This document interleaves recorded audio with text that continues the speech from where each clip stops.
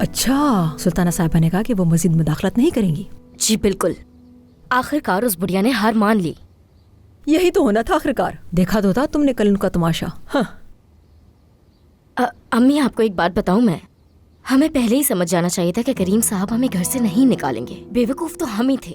بالکل، خواہ مخواہ پریشان ہوتے تھے اس بات کو لے کے، جبکہ ہم کریم صاحب کی ذمہ داری ہیں، کچھ بھی ہو جائے وہ اس گھر سے ہمیں کبھی نہیں نکالیں گے۔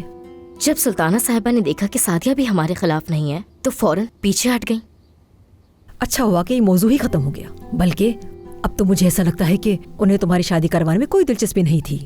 میں نے کہا تھا نا آپ سے امی، اس گھر میں ہمارا مقابلہ کوئی نہیں کر سکتا۔ اگر سلطانہ صاحبہ کو اتنی ہی جلدی ہے تو طوبہ کی شادی مہمت سے کروا دیں، مہمت اور طوبہ کی جوڑی بالکل اچھی لگے گی۔ پورے گھر میں کوئی بھی تمہارا مقابلہ نہیں کر سکتا، نہ ہی عقل میں اور نہ ہی خوبصورتی میں۔ ماشاءاللہ، کیا تم ابھی بھی سمجھ نہیں پائے کہ وہ تم سے اتنا کیوں جلتے ہیں؟ میں بتاتی ہوں تمہیں، تم ان سے ہر لحاظ سے بہتر ہو، انہیں پتہ چل گیا ہے نسرین۔